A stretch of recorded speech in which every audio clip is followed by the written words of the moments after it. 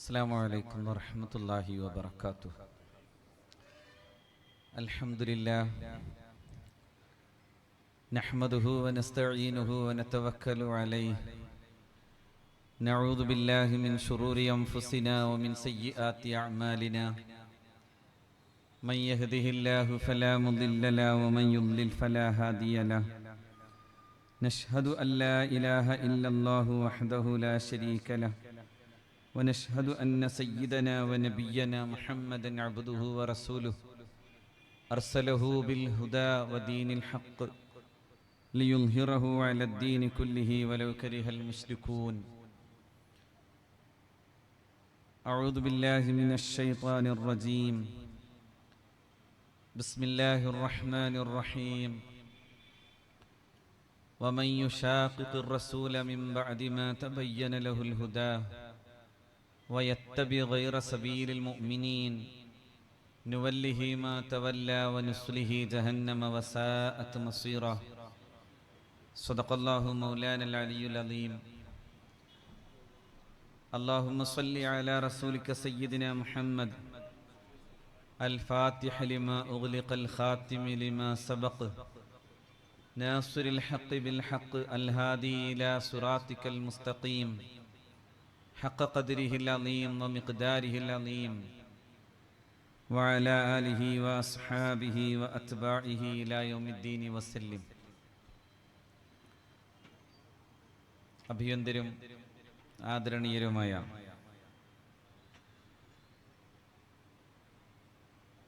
ബഹുമാന്യരായ പണ്ഡിത മഹത്തുക്കൾ, ബഹുമാന്യരായ സയ്യിദുമാർ, സ്നേഹനിധികളായ നേതാക്കൾ,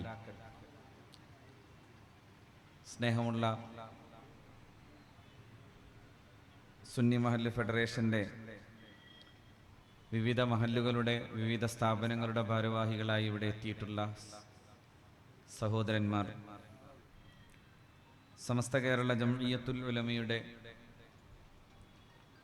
100ാം വാർഷികത്തിലേക്ക് നമ്മൾ യാത്ര ചെയ്യുമ്പോൾ ഇവിടെ ബഹുമാന്യനായ ഖാസിം ഫൈസി സൂചിപ്പിച്ച പോലെ നമ്മുടെ പാരമ്പര്യവും നമ്മുടെ സമകാലികമായ യാഥാർത്ഥ്യങ്ങളെയും ഒരുമിച്ച് ചേർത്ത് പിടിച്ചുകൊണ്ട്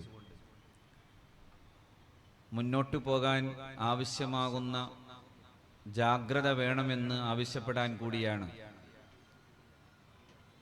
ഈ സമ്മേളനം ഇവിടെ വിളിച്ചു ചേർത്തിട്ടുള്ളത്. നമ്മളെ സംബന്ധിച്ചിടത്തോളം സമസ്ത കേരള ജംഇയ്യത്തുൽ ഉലമ എന്ന മഹിതമായ പ്രസ്ഥാനത്തിൻ്റെ ആശയങ്ങൾ അത് നിലനിർത്തിക്കൊണ്ടുതന്നെ കേരളത്തിലെ മുസ്ലിം ഉമ്മത്ത് ഇന്ന് കാണുന്ന ഈ പ്രബുദ്ധമായ ഒരവസ്ഥയിലേക്ക് എത്തിയതിൻ്റെ കാരണങ്ങളും അതിൻ്റെ ഘടകങ്ങളും പൂർണ്ണമായി ഉൾക്കൊണ്ടുകൊണ്ട് തന്നെ മുന്നോട്ടു പോകാൻ ഏതെങ്കിലും തരത്തിലുള്ള തടസ്സങ്ങളോ തടസ്സവാദങ്ങളോ ഉണ്ടെങ്കിൽ ആ തടസ്സവാദങ്ങളും തടസ്സങ്ങളും മാറ്റിവെച്ചുകൊണ്ട് തന്നെ ഈ മഹിതമായ പ്രസ്ഥാനത്തിൻ്റെ പ്രവാഹവും അതിൻ്റെ മുന്നേറ്റവും നടക്കണം എന്നതാണ് ഈ സമ്മേളനത്തിൻ്റെ പ്രധാന ഉദ്ദേശം. ഞാൻ അങ്ങനെയൊക്കെ പറയുമ്പോൾ നമുക്കെല്ലാവർക്കും അറിയുന്ന പോലെ സമസ്തയുടെ പാരമ്പര്യം ഇവിടെ ഖാസിം ഫൈസി സൂചിപ്പിച്ച പോലെ മഹാന്മാരായ പണ്ഡിതന്മാരും സയ്യിദുമാരും അതുപോലെ തന്നെ ഉമറാക്കളും ഒരു മെയ്യോടെ പ്രവർത്തിച്ചുകൊണ്ടാണ് ഈ നേട്ടങ്ങളെല്ലാം നമുക്കുണ്ടാക്കിയെടുക്കാൻ സാധിച്ചത്. അത് മഹാന്മാരായ സാദാത്യങ്ങളുടെ പങ്ക് ചെറുതല്ല. അത് വരക്കൽ മുല്ലക്കോയ തങ്ങളിലൂടെ, മഹാനായ സയ്യിദ് അബ്ദുറഹ്മാൻ ബാഫഖി തങ്ങളിലൂടെ, മഹാനായ പാണക്കാട് PMS പൂക്കോയ തങ്ങളിലൂടെ നമുക്ക് കാണാൻ സാധിച്ചിട്ടുള്ള ഒരു വലിയ പാരമ്പര്യത്തിൻ്റെ മഹിതമായ ഒരു നേതൃത്വം, സയ്യിദുമാരുടെ നേതൃത്വം നമ്മുടെ കൂടെ ഉണ്ടായിരുന്നു. ഒരർത്ഥത്തിൽ പറഞ്ഞാൽ ആ സാദാത്തുക്കളെയെല്ലാം അംഗീകരിച്ചും അവരെ അനുസരിച്ചും പോരുമ്പോഴും വളരെ പ്രഗത്ഭരായ പണ്ഡിതന്മാർ, പർവ്വത സമാനരായ പണ്ഡിതന്മാർ നമ്മുടെ കൂടെയുണ്ട്. മഹാനായ പാങ്ങിൽ അഹമ്മദ് കുട്ടി മുസ്ലിയാർ, മഹാനായ ഖുതുബി മുഹമ്മദ് മുസ്ലിയാർ, മഹാനായ കണ്ണിയത്ത് അഹമ്മദ് മുസ്ലിയാർ, മഹാനായ ഷെയ്ഖുന ഷംസുൽ ഉലമ ഖദ്ദസല്ലാഹു അസ്റാറഹും, ഈ പറയപ്പെട്ട ഒരുപാട് മഹാരഥന്മാരായ പണ്ഡിതന്മാരുടെ സേവനമുണ്ട്. അതോടൊപ്പം ഈ മഹാരഥന്മാരായ പണ്ഡിതന്മാരും അതുപോലെ തന്നെ സയ്യിദുമാരും എന്തൊക്കെയാണോ ഈ സമൂഹത്തിന്റെ ഉദ്ധാന പ്രവർത്തനത്തിന് വേണ്ടി ആവശ്യമാകുന്ന നിർദ്ദേശങ്ങൾ നൽകിയത്, ആ നിർദ്ദേശങ്ങളെ അപ്പടി അനുസരിക്കുകയും അതുപോലെ തന്നെ അവയെല്ലാം പ്രാവർത്തികമാക്കുകയും ചെയ്തുകൊണ്ട് തങ്ങളുടെ ശ്രമത്തെയും അതോടൊപ്പം തന്നെ തങ്ങളുടെ സമ്പത്തിനെയും ഒരുപോലെ വ്യയം ചെയ്ത് ജീവിച്ച ഒരു വലിയ വിഭാഗം ഉമറാക്കളുമുണ്ട്. ഒരുപാട് പ്രഗത്ഭരായ ആളുകളെ നമുക്കറിയാനാകും. സമസ്ത കേരള ജംഇയ്യത്തുൽ ഉലമയുടെ വിദ്യാഭ്യാസ ബോർഡിന്റെ ആദ്യത്തെ തുടക്കമിടുമ്പോൾ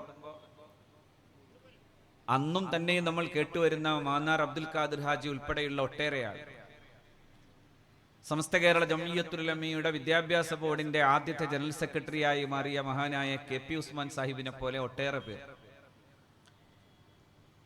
ഇവരെല്ലാവരും ഈ ഗ്രാമാന്തരങ്ങളിൽ നടന്നു ചെന്നും അല്ലാതെയും സമുദായത്തിനു വേണ്ടി ഇത്തരത്തിൽ മഹാന്മാരായ പണ്ഡിതന്മാരുടെയും സയ്യിദുമാരുടെയും പ്രവർത്തനങ്ങളെയും നിർദ്ദേശങ്ങളെയും പ്രാവർത്തികമാക്കിയെടുക്കാനുള്ള ശ്രമങ്ങൾ നടത്തിയിരുന്നു എന്നത് നമുക്ക് കാണാനാവും.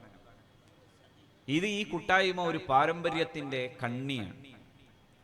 എല്ലാ കാലത്തും അതുണ്ടായിരുന്നു. മഹാന്മാരായ ഉലമാ, അതുപോലെ തന്നെ മഹാന്മാരായ സയ്യിദുമാർ, സമസ്തയുടെ പാരമ്പര്യം എന്ന് പറയുന്നത് തന്നെ അഹ്ലുസുന്നത്തി വൽ ജമാഅത്തിന്റെ പാരമ്പര്യം. സുന്നത്ത് ജമാഅത്ത് എന്ന് പറഞ്ഞാൽ അത് മഹാന്മാരായ മുൻഗാമികളിലൂടെ, സ്വഹാബത്തിലൂടെ അഷ്റഫുൽ ഖൽഖ് സല്ലല്ലാഹു അലൈഹി വസല്ലമയിലേക്ക് എത്തുന്ന, അങ്ങനെ അത് തുടങ്ങി അങ്ങോട്ട് മഹാന്മാരായ പ്രവാചകന്മാരിലൂടെയും കടന്നു പോകുന്ന ഒരു പാരമ്പര്യമാണ്. അതുകൊണ്ടാണ് പരിശുദ്ധ ഖുർആൻ ഉലൈകല്ലദീന ഹദല്ലാഹു ഫബിഹുദാഹും യഖ്തദിഹ് എന്ന് നബി സല്ലല്ലാഹു അലൈഹി വസല്ലമയോട് പറയുന്നത്.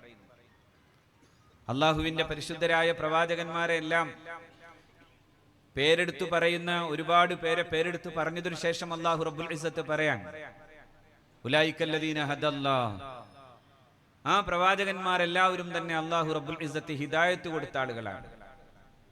ഫബിഹുദാഹും യഖ്തദിഹ്, നബിയെ അവരുടെ മാർഗം അവലംബിക്കുകയും അവരുടെ കൂടെ നിൽക്കുകയും ചെയ്യണം എന്ന് പുണ്യനബി സല്ലല്ലാഹു അലൈഹി വസല്ലമയോട് അവരുടെ പന്താവിനെ പിന്തുടരണമെന്ന് അള്ളാഹുവിന്റെ റസൂൽ സല്ലല്ലാഹു അലൈഹി വസല്ലമയോട് ആവശ്യപ്പെടുകയാണ്. ഇതാണ് ശരിക്കു പറഞ്ഞാൽ അഹ്ലുസുന്നത്തി വൽ ജമാഅത്തിന്റെ പന്താവ് എന്ന് പറയുന്നത്. ഈ പറയപ്പെടുന്ന എല്ലാ പ്രവാചകന്മാരെയും അഷ്റഫുൽ ഖൽഖ് സല്ലല്ലാഹു അലൈഹി വസല്ലമക്ക് ശേഷം മഹാന്മാരായ സ്വഹാബത്തിനെയും അങ്ങനെ തുടർന്നു പോരുന്ന ആ വലിയ കണ്ണിയിലേക്ക് ചേർന്നു നിൽക്കുന്ന എല്ലാവരെയും അംഗീകരിക്കലാണ്. അത് സ്വഹാബത്തിനെ അംഗീകരിക്കലാവും, താബിഈങ്ങളെ അംഗീകരിക്കലാണ്. നബി സല്ലല്ലാഹു അലൈഹി വസല്ലമയുടെ കാലത്തു നടന്നതോടൊപ്പം തന്നെ നബി സല്ലല്ലാഹു അലൈഹി വസല്ലമയുടെ ശേഷവും നബി സല്ലല്ലാഹു അലൈഹി വസല്ലമയുടെ വഫാത്തിന് ശേഷവും ഒക്കെയും മഹാന്മാരായ സ്വഹാബാക്കൾക്ക് ചില ചര്യകൾ കാണാൻ സാധിക്കും. അഷ്റഫുൽ ഖൽഖ് സല്ലല്ലാഹു അലൈഹി വസല്ലമ തങ്ങൾ വഫാത്തായി. നബി സല്ലല്ലാഹു അലൈഹി വസല്ലമയുടെ ഖബറടക്കം കഴിഞ്ഞ് അവിടുത്തെ പരിശുദ്ധമായ ഖബറടക്കത്തിന്റെ 3-ാമത്തെ ദിവസത്തെക്കുറിച്ച് അലി ഇബ്നു അബീ ത്വാലിബ് റളിയല്ലാഹു അൻഹു പറയുന്നത് കാണാം. ഖദിമ അലൈന അറാബിയ്യുൻ ബഅദമാ ദഫന്ന റസൂലുള്ളാഹി സ്വല്ലല്ലാഹു അലൈഹി വസല്ലമ ബിസലാസത്തി അയ്യാം.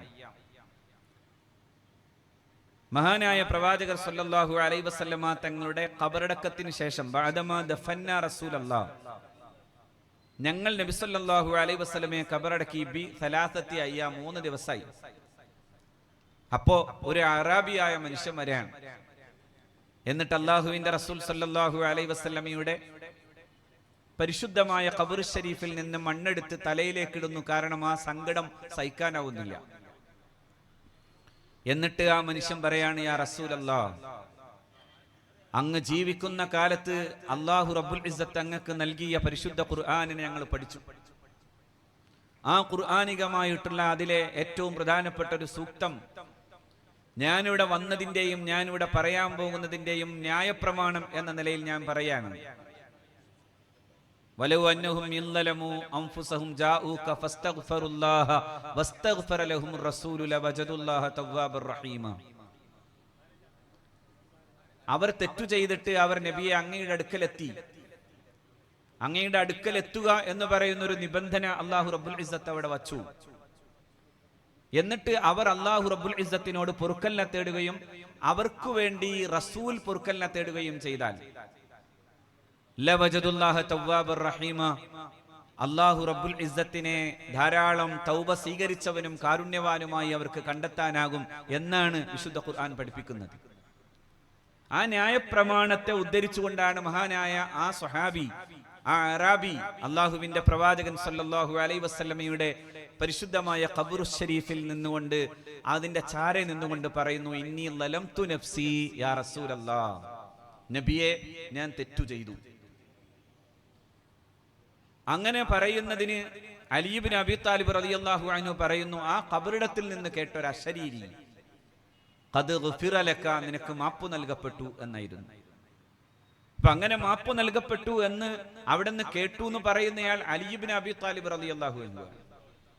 അത് പറഞ്ഞയാൾ ഒരു അറാബിയാണ്.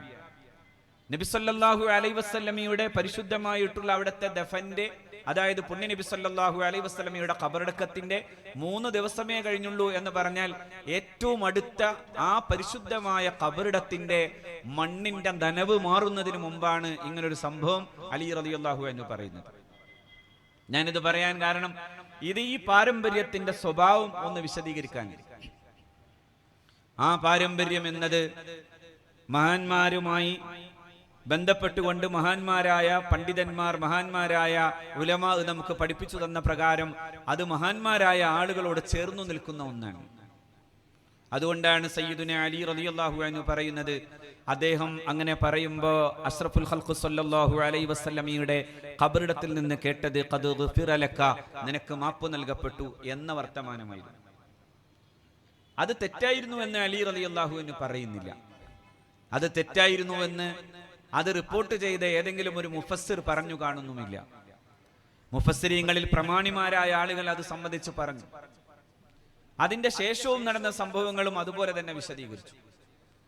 മഹാനായ അത്തബി റളിയല്ലാഹു അൻഹു എന്ന് പറയുന്ന മഹാനായ ഇമാം ഷാഫി റളിയല്ലാഹു അൻഹുവിന്റെ ഗുരുവര്യർ അഷ്റഫുൽ ഖൽഖിന്റെ റൗളത്തു ഷരീഫയിൽ ഉറങ്ങിയിരിക്കുന്ന നേരത്ത് മറ്റൊരു അറാബി വന്നിട്ട് പാടിയ ഒരു ബൈത്ത് ഇതുപോലെ തന്നെ തഫ്സീറുകളിൽ കാണാം. അതും ഇങ്ങനെ തന്നെ അല്ലാഹുവിന്റെ റസൂലിനെ അഭിസംബോധന ചെയ്തിട്ടാണ്. യാ ഖൈറ മൻ ദുഫിനത് ബിൽഖാഇ അഅ്ലമുഹു ഫതാബ മിൻ തീബിഹിൻ അൽഖാഉ വല്ലകമു നഫ്സി ഫിദാഉ ലിഖബരിൻ അൻത സാകിനുഹു ഫീഹി അൽഅഫാഫു വഫീഹി അൽജൂദു വൽകറമു അൻത നബിയ്യു അല്ലദീ തുർജാ ശഫാഅതുഹു അലസ്സിറാത്തി ഇദാ മാ സല്ലത്തിൽ ഖദമു വസാഹിബാക ഫലാ അൻസാഹുമാ അബദ മിന്നി സലാമു അലൈക്കും മാ ജറൽ ഖലമു എന്നാണ് ആ ബൈത്ത്. നബി സല്ലല്ലാഹു അലൈഹി വസല്ലമയെ അഭിസംബോധന ചെയ്യാൻ വഫാത്തായ ഖബറടക്കപ്പെട്ട അഷ്റഫുൽ ഖൽഖ് സല്ലല്ലാഹു അലൈഹി വസല്ലമയുടെ ചാരെ അവിടെ നിന്നിട്ടാണ് പറയുന്നത്, ഈ മദീനയുടെ ഈ മൊട്ടക്കുന്നുകൾ മുഴുവനും പ്രശാന്ത സുന്ദരമായി സുഗന്ധപൂരിതമായി ഇങ്ങനെ നിൽക്കുന്നതിന്റെ പ്രധാനപ്പെട്ട കാരണങ്ങൾ ആരാണോ, ഏതൊരു സാന്നിധ്യത്തിന്റെ പരിശുദ്ധമായ ഏതൊരു മഹാജീവിതത്തിന്റെ സാന്നിധ്യമാണോ ഈ ഖബറിടത്തിലുള്ളത്, ആ പരിശുദ്ധമായ ഖബറിന്റെ ഉടമസ്ഥനായ പുണ്യനബിയെ സ്വല്ലല്ലാഹു അലൈഹി വസല്ലം എന്ന് വിളിക്കാൻ യാ ഖൈറ മൻ ദുഫിനത്. എന്നിട്ട് പറയുന്നു, ഈ ഖബറിടത്തിലേക്കാണ് എന്റെ ജീവന്റെ ദണ്ഡം, എന്റെ എല്ലാ സമർപ്പണവും ഇവിടേക്കാണ്. ഈ പരിശുദ്ധമായ ഖബറിൽ നിന്നാണ് സകലമാന ഉദാരതയുടെയും സംസ്കാരത്തിന്റെയും പ്രഭവ കേന്ദ്രം. ഫീഹിൽ അഫാഫു വഫീഹിൽ ജൂദു വൽ കറം, സംസ്കൃതിയുടെ, സദാചാരത്തിന്റെ, ഉദാരതയുടെ, ബഹുമാനത്തിന്റെ എല്ലാത്തിന്റെയും ഉറവിടമായി നിൽക്കുന്നത് ഈ ഖബറിടമാണ്. അതുകൊണ്ട് നബിയെ അന്തൻ നബിയുല്ലദീ തുർജാ ശഫാഅതുഹു, നാളെ സുറാത്ത് എന്ന പാലത്തിലൂടെ നടന്നു പോകുമ്പോ എന്റെ കൈ പിടിക്കാൻ അങ്ങുണ്ടാകണം. എന്ന് പറയുകയാണ് മഹാനായ സ്വഹാബി, മഹാനായ അറാബി. ആ താബിയായ മനുഷ്യനും അങ്ങനെ തന്നെ പറയാൻ. അങ്ങനെ പറഞ്ഞു പോകുമ്പോ അള്ളാഹുവിന്റെ റസൂൽ സല്ലല്ലാഹു അലൈഹി വസല്ലമ തങ്ങൾ ആ മഹാപണ്ഡിതന് സ്വപ്ന ദർശനത്തിലൂടെ കാണിച്ചു കൊടുക്കുന്നു, ഇൽഹഖ് ഹാദൽ അറാബിയ, ആ അറാബിയുടെ അടുക്കലൊന്ന് പോകണം. എന്നിട്ട് അദ്ദേഹത്തോട് പറയണം അദ്ദേഹത്തിന്റെ പാപങ്ങൾ പുറത്തു തന്നിരിക്കുന്നു എന്ന് പറയണം എന്ന് മുഹമ്മദ് മുസ്തഫ സ്വല്ലല്ലാഹു അലൈഹി വസല്ലം. ഞാനിതിങ്ങനെ പറഞ്ഞു തുടങ്ങാൻ കാരണം ഇത് സുന്നത്തു ജമാഅത്തിന്റെ ഏറ്റവും മനോഹരമായ വഴിയാണ്. നമ്മൾ സുന്നത്തു ജമാഅത്ത് എന്ന് പറഞ്ഞ് മറ്റാരെങ്കിലും കുറ്റം പറഞ്ഞുകൊണ്ടല്ല, പരിശുദ്ധ റസൂൽ സല്ലല്ലാഹു അലൈഹി വസല്ലമയുടെ പാരമ്പര്യത്തെ, അവിടുത്തെ സ്വഹാബത്തിന്റെ പാരമ്പര്യത്തെ, താബിഈന്റെ പാരമ്പര്യത്തെ, തബഉ താബിഈന്റെ പാരമ്പര്യത്തെ, ഉലമാഇന്റെ പാരമ്പര്യത്തെ കുറിച്ച് പറയലാണ്. അതുകൊണ്ടാണ് കേരളത്തിൽ മഹാന്മാരായ മഖ്ദൂമിങ്ങൾ ഇതേ വഴി സ്വീകരിച്ചു. ഇതേ വഴിയിലാണ് മഖ്ദൂമിങ്ങൾ വന്നത്. അതുകൊണ്ട് നമ്മൾ ഇങ്ങനെ തന്നെ പാടി ചൊല്ലി, ഇർതകബതു അലൽ ഖത്താ ഗൈറ ഹസ്രിൻ വഅദദ് ലക അശ്കു ഫീഹി യാ സയ്യിദി ഖൈറൻ നബി. തെറ്റു ചെയ്തല്ലോ നബിയേ, ഞാൻ തിട്ടമില്ലാത്ത വിധം തെറ്റു ചെയ്തു ഞാൻ, അതുകൊണ്ട് ഞാൻ നബിയെ അങ്ങയോട് പരാതി പറയുന്നു. ലക അശ്കു, ഞാൻ അങ്ങയോട് പരാതി പറയുന്നു. വേറെ ആരോടെങ്കിലും അല്ല പറയുന്നത്, അള്ളാഹുവിന്റെ റസൂലേ ലക അശ്കു, നിങ്ങളോട് പരാതി പറയാൻ. സയ്യിദി ഖൈറൻ നബി, ഉത്കൃഷ്ട പ്രവാചക, എന്റെ നായക, ഞാൻ അങ്ങയോട് പരാതി പറയുന്നു എന്ന് സയ്യിദുന മുഹമ്മദ് മുസ്തഫ സ്വല്ലല്ലാഹു അലൈഹി വസല്ലമയെ സംബോധന ചെയ്തുകൊണ്ട് പാടുന്നത് നമ്മൾ കേരളീയ മുസ്ലിം ഉമ്മത്ത് മഹാന്മാരായ മഖ്ദൂമിങ്ങളിൽ നിന്ന് പാടിപ്പഠിച്ചു. മഹാനായ സൈനുദ്ദീൻ മഖ്ദൂം അൽ മഅബരി അസ്സാനി ഖദ്ദസല്ലാഹു സിറഹുൽ അസീസ് അങ്ങനെ ഒരു വലിയ മൗലൂദിനെ ചുരുക്കിക്കെട്ടി കൃത്യമായി എല്ലാ അർത്ഥത്തിലുമുള്ള സാഹിതീയമായ മേന്മകളെയും ചോരാതെ കുറയാതെ കേരളീയ മുസ്ലിം മാനസകങ്ങളിൽ അത് നിലനിർത്താവുന്ന ഏറ്റവും മനോഹരമായ ഒരു കവിതയുടെ, ഒരു പ്രണയ കവിതയുടെ മനോഹരമായ വഴി നമുക്ക് പറഞ്ഞു തന്നു. അത് അല്ലാഹുവിന്റെ റസൂൽ സല്ലല്ലാഹു അലൈഹി വസല്ലമയെ നേരിട്ട് പറയാൻ, നേരിട്ട് ചോദിക്കാൻ നബി തിരുമേനിയും സല്ലല്ലാഹു അലൈഹി വസല്ലം മഹാനായ സയ്യിദുന ഹസൻ ഹുസൈൻ റളിയല്ലാഹു തആല അൻഹുമ രണ്ടുപേരെ മന്ത്രിക്കാൻ വേണ്ടി അല്ലാഹുവിന്റെ റസൂൽ ഉപയോഗിച്ച രീതി അഊദു ബികലിമാത്തില്ലാഹി തമ്മാതി മിൻ ശർരി മാ ഖലഖ് എന്നാണ്. അഊദു ബികലിമാത്തില്ലാഹി തമ്മ മിൻ കുല്ലി ശൈത്താനിൻ ഹമ്മ വമിൻ കുല്ലി ഐനിൻ ലാമ്മ എന്നാണ്. എന്ന് പറഞ്ഞാൽ അവിടെയും മഹാന്മാരായ പണ്ഡിതന്മാർ ഇങ്ങനെയാണ് പറഞ്ഞത്.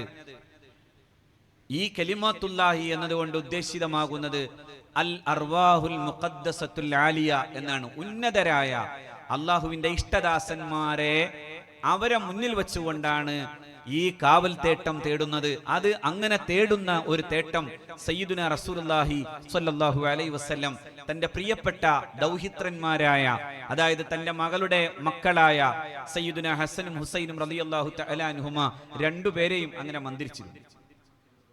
അങ്ങനെ മന്ത്രിച്ചത് അഷ്റഫുൽ ഖൽഖ് സല്ലല്ലാഹു അലൈഹി വസല്ലം അത് ഇങ്ങനെയും കൂടി പറഞ്ഞിട്ടാണ് നമ്മളെ പഠിപ്പിച്ചു തരുന്നത്. ഈ മന്ത്രം മഹാനായ പ്രവാചകർ സല്ലല്ലാഹു അലൈഹി വസല്ലമയുടെ പ്രപിതാവ് സയ്യിദുന ഇബ്രാഹിം നബി അലൈഹിസ്സലാത്തു വസ്സലാം തന്റെ മകൻ സയ്യിദുന ഇസ്മായിൽ നബി അലൈഹിസ്സലാത്തു വസ്സലാമിനെ മന്ത്രിച്ചതാണ്. ഏതാണ് ഈ ഇബ്രാഹിം അലൈഹിസ്സലാം? നമ്രൂദിന്റെ അഗ്നികുണ്ഡത്തിന്റെ മുമ്പിൽ നിൽക്കുമ്പോൾ ജിബ്രീൽ അലൈഹിസ്സലാത്തു വസ്സലാമിന്റെ ഒരു ചോദ്യമുണ്ട്. എന്തിന് ഇങ്ങനെ എന്തെങ്കിലും സഹായം വേണമെന്നുണ്ടെങ്കിൽ ഞാൻ സഹായിക്കാം. ഞാൻ അങ്ങനെ സഹായിക്കാൻ പാടില്ലാത്ത ആളാണോ? അല്ല. ഖുർആൻ പറയുന്നു അല്ലാഹു മുഅ്മിനീങ്ങളെ സഹായിക്കാൻ വേണ്ടി അല്ലാഹു ജിബ്രീൽ അലൈഹിസ്സലാത്തു വസ്സലാമിനെ പ്രത്യേകം ഏൽപ്പിച്ചിരിക്കുന്നു എന്ന് പരിശുദ്ധ ഖുർആൻ. അല്ലാഹു റബ്ബുൽ ഇസ്സത്ത് ജിബ്രീൽ അലൈഹിസ്സലാമിനാൽ അല്ലാഹു അവരെ സഹായിക്കും, അതായത് മഹാന്മാരായ മുഅ്മിനീങ്ങളെ സഹായിക്കും. ഒരു വലിയ വിഭാഗം ആളുകളെ കുറിച്ച് പറയുമ്പോഴാണ് ഖുർആൻ അത് പറഞ്ഞത്.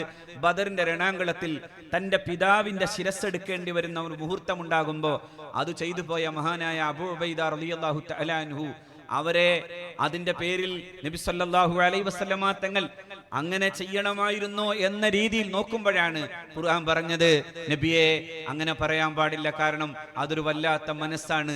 ലാ തജിദു ഖൗമൻ യുഅ്മിനൂന ബില്ലാഹി വൽ യൗമിൽ ആഖിർ യുവാദ്ദൂന മൻ ഹാദ്ദല്ലാഹ വ റസൂല എന്ന് തുടങ്ങുന്ന ആയത്താണ്. അല്ലാഹുവിനെയും അവന്റെ റസൂലിനെയും പ്രണയിച്ചു പോയ മനുഷ്യർക്ക് ചിലപ്പോ അവർക്കെതിരായി നിൽക്കുന്നവരെ ഇഷ്ടപ്പെടാൻ സാധ്യമാവാതെ പോകും. എന്നിട്ട് ഖുർആൻ പറയാണ് ഉലൈക കതബ ഫീ ഖുലൂബിഹിമുൽ ഈമാൻ, അവരുടെ ഹൃദയാന്തരങ്ങളിൽ അല്ലാഹു ഈമാൻ എഴുതി വെച്ചു. വഅയ്യദഹും ബിറൂഹിൻ മിൻ, അവരെ അല്ലാഹു റബ്ബുൽ ഇസ്സത്തി ജിബ്രീൽ അലൈഹിസ്സലാമിനാൽ സഹായിക്കുകയും ചെയ്തു, ശക്തിപ്പെടുത്തി.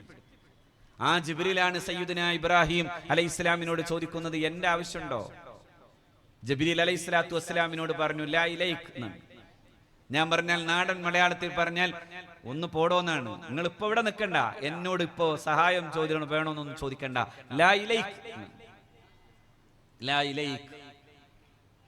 അപ്പൊ പിന്നെ ജിബ്രീൽ അലൈഹി ഇസ്ലാം പിന്നെ ഒരു ചോദ്യം ചോദിച്ചു, എന്നാ പടച്ചോനോട് ചോദിച്ചൂടെ? അപ്പോഴും ഇബ്രാഹിം നബി അലൈഹി ഇസ്ലാം പറഞ്ഞു, അതും ഞാനിപ്പോ തൽക്കാലം ചോദിക്കുന്നില്ല, നിങ്ങൾ ചോദിച്ചാൽ ഉത്തരം തരൂ എന്ന് പറഞ്ഞാൽ അതേ പടച്ചോനോട് ചോദിക്കണ കാര്യമാണ് ഇബ്രാഹിം നബി അലൈഹി ഇസ്ലാമിനോട്. അപ്പൊ ഇബ്രാഹിം നബി അലൈഹി ഇസ്ലാം പറഞ്ഞു, ഈ അഗ്നികുണ്ഡത്തിൽ വെന്തു തീരുക എന്ന റബ്ബിന്റെ ഉദ്ദേശമാണ് നടക്കേണ്ടതെങ്കിൽ അതു നടക്കണം. അതെന്റെ റബ്ബിന്റെ തീരുമാനമാണെങ്കിൽ അത് നടക്കട്ടെ. അതല്ലാത്ത മറ്റെന്തെങ്കിലും തീരുമാനമുണ്ടെങ്കിൽ അതും നടപ്പാക്കേണ്ട ഉടമസ്ഥൻ ഞാൻ ആ കാര്യത്തെ കുറിച്ച് ഇടപെടുന്നില്ല എന്നായിരുന്നു സയ്യിദുനാ ഇബ്രാഹിം അലൈഹി ഇസ്ലാം. ഞാൻ രണ്ടു കാര്യം പറയാനാണ് ഞാൻ ഈ കാര്യം ഉദ്ദേശിച്ചത്. ഒന്ന്, നിങ്ങൾ പടച്ചോനോട് ചോദിച്ചൂടെ എന്ന് ചോദിക്കാറില്ലേ? ഉണ്ട്. പക്ഷേ ആ സമയത്ത് പടച്ചോനോട് ചോദിച്ചുകൂടെ എന്ന് ചോദിക്കുന്ന ജിബ്രീൽ അലൈഹിസ്സലാത്തു വസ്സലാമിനോടാണ് സയ്യിദുനാ ഇബ്രാഹിം നബി അലൈഹിസ്സലാം പറയുന്നത്, ഇപ്പൊ തൽക്കാലം അതുമില്ല. എന്തുകൊണ്ടാണ്? അത് അങ്ങേയറ്റത്തെ തവക്കുലിലേക്ക് എത്തുമ്പോൾ അങ്ങനെയാണ്. അങ്ങനെ ചില ആളുകൾ എന്തെങ്കിലും പറഞ്ഞാൽ അത് അങ്ങനെ തന്നെ എടുക്കുകയല്ല, അതിന്റെ താഴെ പടിയിൽ നിന്നുകൊണ്ട് ഇങ്ങനെയും പറയുന്നുണ്ട്. എന്താണ്? അള്ളാഹുവിന്റെ മഹാന്മാരായ ഔലിയാക്കൾ, അള്ളാഹു റബ്ബുൽ ഇസ്സത്തിന്റെ ഇഷ്ടദാസന്മാർ, ആ ഇഷ്ടദാസന്മാരുമായി ബന്ധപ്പെടുത്തി അവരുടെ പ്രത്യേകമായ തവസ്സുൽ എന്ന നിലയിൽ തന്നെ അള്ളാഹു റബ്ബുൽ ഇസ്സത്തിനോട് ചോദിക്കുന്ന പ്രക്രിയ അഷ്റഫുൽ ഖൽഖ് സ്വല്ലല്ലാഹു അലൈഹി വസല്ലം പഠിപ്പിച്ചു. അതുകൊണ്ട് ഇമാം റാസി അതിനെ വിശദീകരിച്ചുകൊണ്ട് പറഞ്ഞത് ഇങ്ങനെയാണ്: ഇസ്തിആദത്തും മിനൽ അർവാഹിൽ ബശരിയ, മനുഷ്യാത്മാവിന്റെ ഒരു തേട്ടാണ്. ആരോടാ തേടുന്നത്? ലിൽ അർവാഹിൽ മുഖദ്ദസത്തിൽ ആലിയ, ഉന്നതരായ ആത്മാക്കളോടാണ്. എന്തിൽ നിന്നാ തേടുന്നത്? മിൻ ലിദഫ്ഇ ശുറൂരിൽ അർവാഹിൽ ഖബീസ അദ്ദുൽമാനിയ അൽകദിറ, ഇരുട്ടു നിറഞ്ഞ പൈശാചികമായ ആത്മാക്കളുടെ അവരുടെ തിന്മകളിൽ നിന്ന് രക്ഷ നേടാൻ ആവശ്യമാകുന്ന വിധത്തിലുള്ള തേട്ടം എന്നാണ് അതിനെക്കുറിച്ച് പറഞ്ഞത്.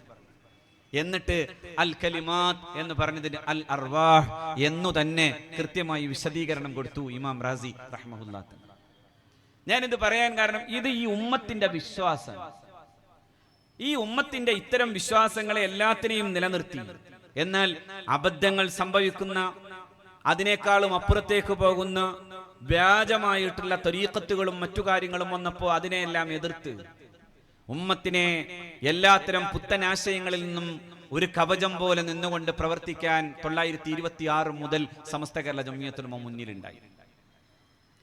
926 എന്ന് പറയുന്ന ഒരു ട്രാൻസ്ഫോർമേഷൻ പീരീഡാണ്. എന്ന് പറഞ്ഞാൽ 926 ഓർക്കുമ്പോ ഇവിടെ നിന്നാകുമ്പോ പ്രത്യേകിച്ചും ഈ മണ്ണിന് വാഗൻ ട്രാജഡി എന്ന പേരിൽ ബ്രിട്ടീഷുകാരൻ പരിഹസിച്ചുകൂടി വിളിച്ച ബ്രിട്ടീഷ് സാമ്രാജ്യത്തിനെതിരെയുള്ള പോരാട്ടത്തിന്റെ പോർഭൂമിയിൽ തങ്ങളുടെ ജീവഹാനി സംഭവിക്കുമെന്ന് ബോധ്യമുള്ളപ്പോൾ പോലും അവർക്ക് മുമ്പിൽ തലകുനിച്ചു കൊടുക്കാതെ നിൽക്കുകയും അതിന്റെ പേരിൽ ഭീകരമായ പീഡനം ഏറ്റുവാങ്ങുകയും ചെയ്ത ഒരു വാഗണിൽ പിന്നെ ആയിരക്കണക്കിന് മനുഷ്യരെ ഒരുമിച്ചിട്ടിട്ട് അതിന്റെ പേരിൽ ശ്വാസം പോലും കിട്ടാത്ത വിധം, പച്ചവെള്ളം പോലും കിട്ടാത്ത വിധം, ഒടുക്കം സ്വന്തം സഹോദരന്മാരുടെ രക്തം പോലും പാനം ചെയ്യേണ്ടി വരുന്ന ഭീകരമായ ഒരു അവസ്ഥയിലേക്ക് എത്തിച്ച ആ ഒരു വലിയ ദുരന്തത്തിന്റെ ഓർമ്മകൾ നിലനിൽക്കുന്ന നാടാണ് തിരൂര്. ഈ നാട്ടിൽ നിന്നാണ് ആൻഡമാനിലേക്കും നിക്കോബാറിലേക്കും ആളുകളെ പറഞ്ഞയക്കുമ്പോ ഈ നാടിന്റെ പേരിട്ടു അവർ. ഈ നാടിന്റെ പേരിട്ടു അവർ. സ്വന്തം നാടിനോടുണ്ടായിരുന്ന നൊസ്റ്റാൾജിയ, സ്വന്തം നാടിനോടുണ്ടായിരുന്ന ഗൃഹാതുരത്വം, ആ ഗൃഹാതുരമായ ഓർമ്മകൾ നിലനിന്നു വന്നതുകൊണ്ട് അവിടെ ആൻഡമാനിലും നിക്കോബാറിലും പോയി നിൽക്കുന്ന പാവപ്പെട്ട ഈ മലബാറിലെ മുസ്ലിം സഹോദരന്മാർ അവർക്ക് തിരൂരങ്ങാടി എന്നും തിരൂരെന്നും ഇരിങ്ങാവൂരെന്നും കുറ്റിപ്പുറമെന്നും ഒക്കെ പേരിടേണ്ടി വരുന്നതിന്റെ പ്രധാന കാരണം പോലും ഈ നാട് സാമ്രാജ്യത്തിനെതിരെയുള്ള പോരാട്ടത്തിന്റെ പോർഭൂമിയിൽ തലകുനിക്കാതെ ഉയർന്ന ശിരസോടുകൂടെ നിലകൊണ്ടിരുന്ന ഒരു കാലത്തിന്റെ ഓർമ്മയാണ്. ചവിട്ടി തേൽക്കപ്പെട്ടു അവർ, ചവിട്ടി മെതിക്കപ്പെട്ടു അവർ. ഭീകരമാം വിധം അവരുടെ കുഞ്ഞുങ്ങളെപ്പോലും അഗ്നിയിലേക്ക് എറിയപ്പെട്ടു. അവരുടെ സ്ത്രീകൾ മാനഹാനിക്ക് വിധേയമായി, അവരുടെ ആണുങ്ങൾ, അവരുടെ ആ പുരുഷന്മാർ ആ അർത്ഥത്തിൽ മർദ്ദിതരാവുകയും അതുപോലെ തന്നെ ജീവഹാനി ഉണ്ടാക്കപ്പെടുകയും ചെയ്തു. ഈ ജനതയെ ഇനിയും അത്തരം ഒരു മൂമെന്റിലേക്ക് മാത്രം തിരിച്ചു നിർത്തുന്നത് അപകടമാണെന്ന് മനസ്സിലാക്കാൻ കഴിയുന്ന ഒരു ദിഷണാസമ്പന്നനായ ഒരു വലിയ മനുഷ്യന്റെ പേര് ഞാൻ പറയാം. അത് മഹാനായ പാങ്ങിൽ അഹമ്മദ് കുട്ടി മുസ്ലിയാർ നവ്വറല്ലാഹു മർഖദ എന്നവരാണ്.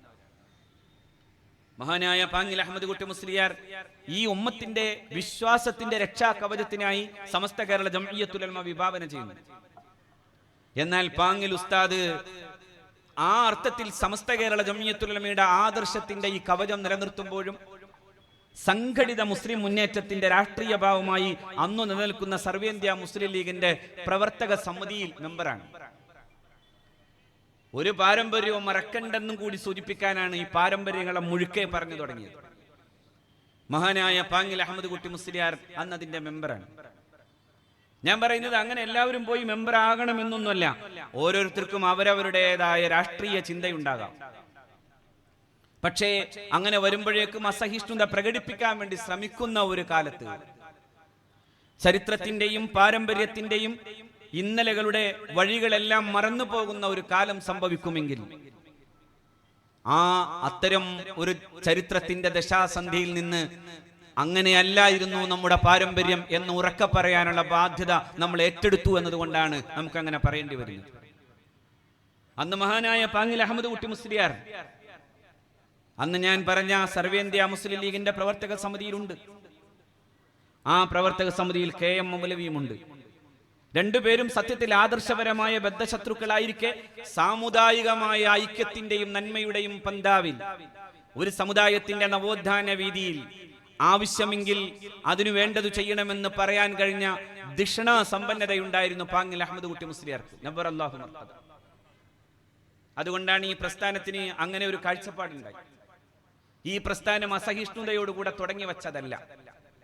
ഈ പ്രസ്ഥാനം അങ്ങനെ അസ്പൃഷ്ടമായി എല്ലാവരെയും മാറ്റി നിർത്തി ഓടിക്കണമെന്ന് പറഞ്ഞു തുടങ്ങിയതല്ല. മറിച്ച് ഓരോന്നിനും ഓരോ കാഴ്ചപ്പാട്, ആദർശത്തിന്റെ കാര്യത്തിൽ വിട്ടുവീഴ്ചയില്ലാത്ത സമീപനം. എന്നാൽ സാമുദായിക ഐക്യത്തിന്റെ കാര്യം വരുമ്പോ അവിടെ എല്ലാവരെയും കൂട്ടിച്ചേർത്ത് പിടിക്കുന്ന ഒരു വലിയ സമീപനം. ആ സമീപനം കൊണ്ടാണ് 1989 ചിലതു നമുക്ക് സഹിക്കേണ്ടി വന്നത്. അതിന്റെ പുതിയ വേദനകളിലേക്കൊന്നും ഞാൻ ചേർന്നു പോകുന്നില്ല. കാരണം നന്നാവാനുള്ളതൊക്കെ നന്നാവട്ടെ എന്ന് ദുആ ചെയ്യുന്ന ഒരാളാണ് ഞാൻ. പക്ഷെ അന്നൊരു കാലമുണ്ട്. ആ കാലം നമുക്ക് വിസ്മൃതമാക്കാൻ കഴിയില്ല. ആ കാലത്തിന്റെ മുമ്പിൽ എഴുന്നേറ്റു നിന്ന പാർലമെന്റ് മെമ്പർമാരുണ്ട്. ഇന്ത്യയുടെ പാർലമെന്റിൽ ഇന്നും അതൊക്കെ തന്നെയാണ് നടക്കുന്നത് എന്ന് നമ്മൾ ആലോചിക്കണം.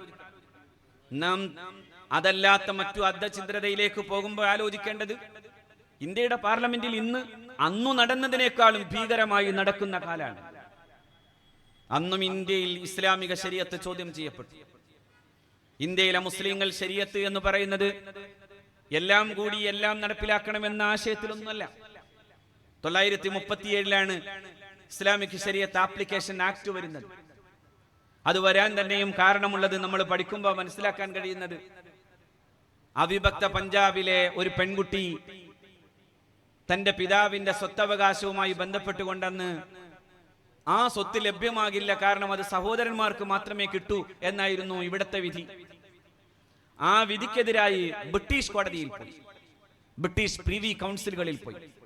പക്ഷേ അവർ ഇതേ കസ്റ്റമറി ലോ പ്രകാരം, അതായത് ഇന്ത്യയിലെ സാമ്പ്രദായിക നിയമപ്രകാരം വിധിച്ചത് ആ മുസ്ലിം പെൺകുട്ടിക്ക് പിതാവിന്റെ സ്വത്തിൽ അവകാശം ഇല്ലെന്നായിരുന്നു. പിതാവിന്റെ സ്വത്തിൽ മകൾക്ക് അവകാശമില്ലെന്ന് പറയുന്ന ഒരു കാലം നിങ്ങൾ ആലോചിച്ച് നോക്കണം. എല്ലാം ഇസ്ലാമിലെ സ്ത്രീയാണ് ഏറ്റവും വലിയ അപമാനിതയെന്നും അവൾക്കാണ് അവകാശം നിഷേധിക്കപ്പെടുന്നത് എന്നൊക്കെ പറയുമ്പോൾ തന്നെയാണ് ആ പഞ്ചാബ് സ്വദേശിനിയായിരുന്ന പെൺകുട്ടി അതിനായി നടത്തിയ പോരാട്ടങ്ങൾക്കിടയിൽ പണ്ഡിതന്മാർ ഒത്തുചേർന്നു നിന്നുകൊണ്ട് ഇന്ത്യയിലെ മുസ്ലിം പണ്ഡിതന്മാർ ബ്രിട്ടീഷ് ഗവൺമെന്റിനോട് ആവശ്യപ്പെട്ടതാണ്, ഞങ്ങൾക്ക് പരിമിതമായ തോതിലുള്ള ശരീഅത്ത് നിയമം നടപ്പിലാക്കണം എന്ന് പറഞ്ഞാൽ ഭരണ സംവിധാനങ്ങൾ നിലനിൽക്കുമ്പോൾ സമഗ്രമായ ശരീഅത്തുണ്ട്. എന്നാൽ ഭരണ സംവിധാനങ്ങൾ ഇല്ലാതെ നിൽക്കുമ്പോൾ വ്യക്തിപരമായിട്ടുള്ള ശരീഅത്തുമായി ബന്ധപ്പെട്ട കാര്യങ്ങളുണ്ട്. അഭിയന്തനായ ഉസ്താദ് ബഹാവുദ്ദീൻ നദവി നമ്മുടെ ഈ സദസ്സിലേക്ക് സന്നിഹിതനാകുന്നു. സമസ്ത കേരള ജംഇയ്യത്തുൽ ഉലമയുടെ കേന്ദ്ര മുശാവറ മെമ്പർ, നമ്മുടെ ഈ പ്രസ്ഥാനത്തിൻ്റെ അഭിമാന സ്തംഭമായി നിൽക്കുന്ന ദാറുൽ ഹുദ ഇസ്ലാമിക് യൂണിവേഴ്സിറ്റിയുടെ വൈസ് ചാൻസലർ, കേരളത്തിൻ്റെ അപ്പുറത്തേക്കും കേരളീയ മുസ്ലിം ഉമ്മത്തിൻ്റെ പ്രശസ്തിയെ, പ്രസിദ്ധിയെ അങ്ങനെ ആ അർത്ഥത്തിൽ വലുതാക്കി തന്ന പ്രഗത്ഭനായ പണ്ഡിത വര്യർ, അല്ലാഹു ആഫിയത്തുള്ള ദീർഘായുസ്സ് കൊടുക്കട്ടെ. ഞാൻ പറഞ്ഞു വന്നത് ആ അർത്ഥത്തിൽ 937 രാജ്യത്ത് മുസ്ലിങ്ങൾ പരിമിതമായ ചില വിഷയങ്ങളുമായി ബന്ധപ്പെടുത്തി എന്ന് ഞാൻ പറയാൻ കാരണം അത് വിവാഹാനന്തരം എന്ന് പറയാവുന്ന പ്രശ്നങ്ങളുമായി ബന്ധപ്പെട്ട വിവാഹമോചനം, അതുപോലെ തന്നെ അങ്ങനെ തുടങ്ങുന്ന വിഷയങ്ങളുമായി ഒക്കെ ബന്ധപ്പെട്ട് നിൽക്കുന്നത്, അതുപോലെ തന്നെ പ്രധാനമായി അനന്തരാവകാശം, അതുപോലെ വഖഫ്, വസിയ്യത്ത്, ഇങ്ങനെ 14ഓളം വിഷയങ്ങളെ കുറിച്ച് പറഞ്ഞിട്ടാണ് ആ നിയമം ഇങ്ങനെ പറഞ്ഞു വച്ചത്.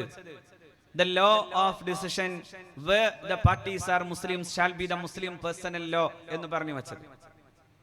The law of decision, തീരുമാനം എടുക്കേണ്ട നിയമം, where the parties are Muslims, രണ്ടു ഭാഗത്തുള്ളവരും മുസ്ലിങ്ങളാണ് എന്ന് വരുമ്പോ shall be the Muslim personal law, അവിടെ മുസ്ലിം പേഴ്സണൽ ലോ ആയിരിക്കണം. ആ മുസ്ലിം പേഴ്സണൽ ലോ, മുസ്ലിം വ്യക്തി നിയമം എന്ന പേരിൽ അറിയപ്പെടുന്ന ഇതേ നിയമം പോലെ 55 ഹിന്ദു വ്യക്തി നിയമമുണ്ട്, ഇവിടെ സ്പെഷ്യൽ മാരേജ് ആക്ട് ഉണ്ട്, ക്രൈസ്തവ വിവാഹ നിയമമുണ്ട്, ക്രൈസ്തവ അനന്തരാവകാശ നിയമമുണ്ട്. അങ്ങനെ ഈ രാജ്യത്തെ വിവിധ സമൂഹങ്ങൾക്ക്, വിവിധ മതവിഭാഗങ്ങൾക്ക് അവർക്ക് ആവശ്യമാകുന്ന അർത്ഥത്തിലുള്ള നിയമങ്ങൾ ഈ നാട്ടിലുണ്ട്. പക്ഷെ എന്നിട്ടും ഇസ്ലാമിക ശരീഅത്ത് ചോദ്യം ചെയ്യപ്പെട്ടു.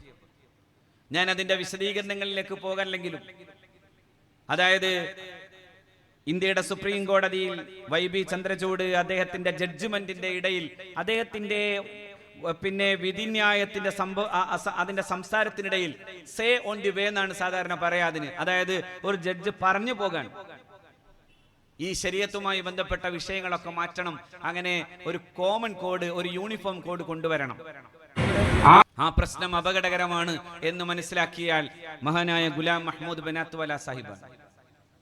ബനാത്വാലയെ നമ്മൾ ഇങ്ങനെ ഓർക്കുന്നതിന് പ്രധാന കാരണം പല ബില്ലുകളുമായി ബന്ധപ്പെട്ട് ബനാത്വാലയുടെ നിയമപരമായിട്ടുള്ള കൃത്യതയെ കുറിച്ച് ആലോചിച്ചാൽ അത്ഭുതം തോന്നിപ്പോകും.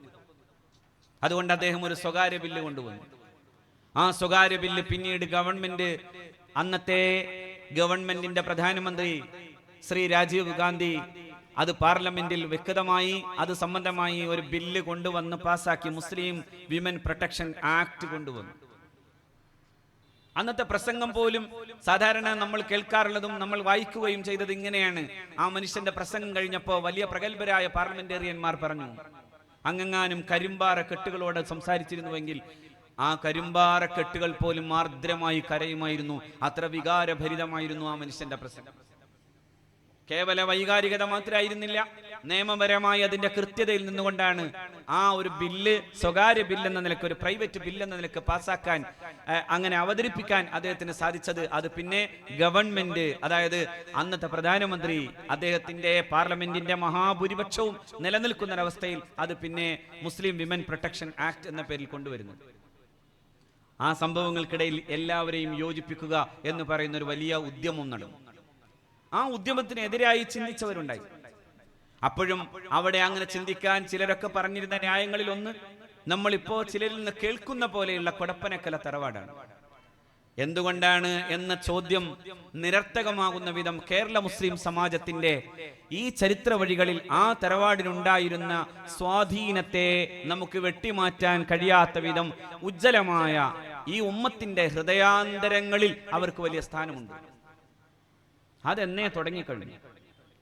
അത് മഹാന്മാരായ ഈ സാദാത്തുക്കളുടെ പ്രപിതാക്കളിലൂടെ തുടങ്ങി വച്ചു. മഹാനായ ഹുസൈൻ ആറ്റക്കോയ തങ്ങൾ നമ്മൾ കേട്ടതാണ്.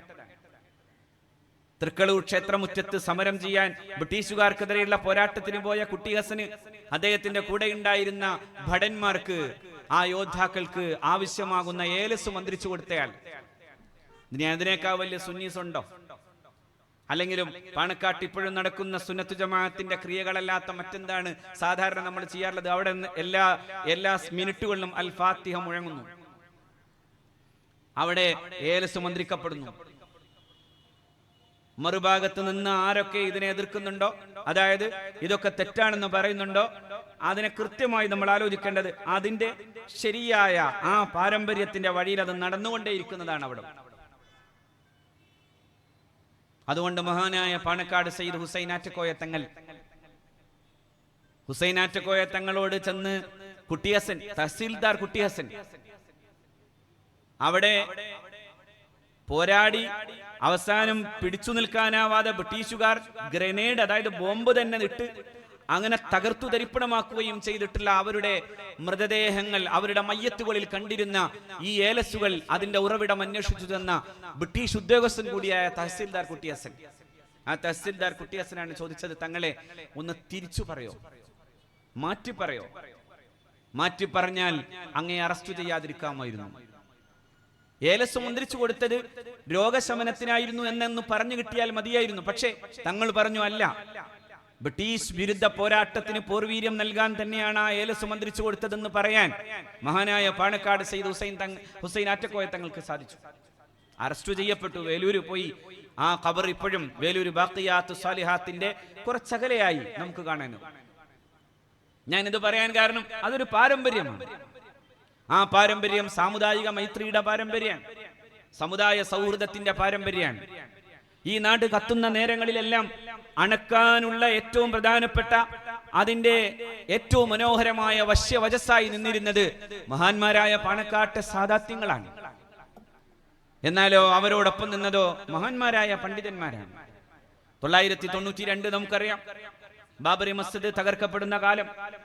ആ ഭീകരമായ കാലത്തിന്റെ മുമ്പിലുള്ള വിക്ഷുബ്ധ പ്രസംഗങ്ങളെ കുറിച്ച് പോലും നമ്മൾ ഓർക്കുന്നു. സംയമനത്തിന്റെ താരാട്ടുപാടി ഉറക്കുകയാണ് ഈ സമുദായത്തെ എന്ന വിമർശനങ്ങൾ കേട്ട കാലം.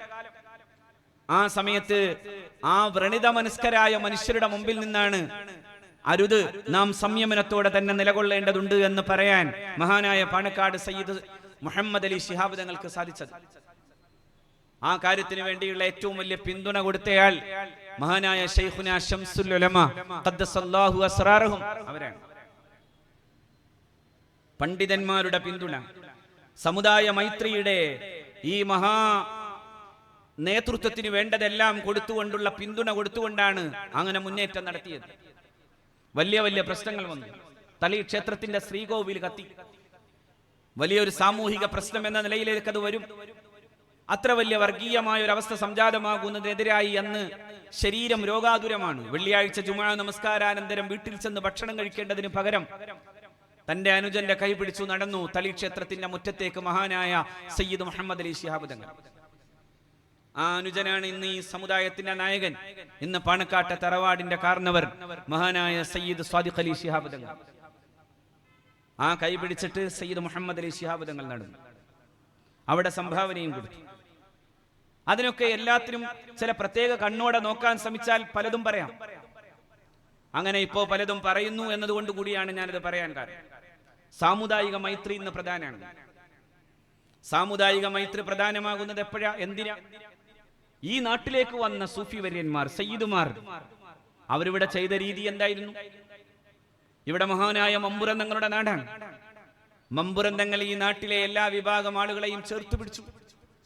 കളിയാട്ടുത്സവത്തിന് തീയതി നിശ്ചയിച്ചു കൊടുത്തു എന്ന് നാം ഇങ്ങനെ കേൾക്കുമ്പോ സത്യം പറഞ്ഞാൽ അതിന്റെയൊക്കെ ആന്തരികമായ അർത്ഥതലങ്ങളിലേക്ക് പോയാൽ ഒരു സമുദായത്തിന് സമാധാനപൂർവമായ ജീവിതത്തിന്, അതിന്റെ മുന്നേറ്റത്തിന് ആവശ്യമാകുന്ന വിധത്തിൽ ഒരു സൗഹൃദാന്തരീക്ഷം ഉണ്ടാകണം എന്ന് തങ്ങൾ ആഗ്രഹിച്ചു.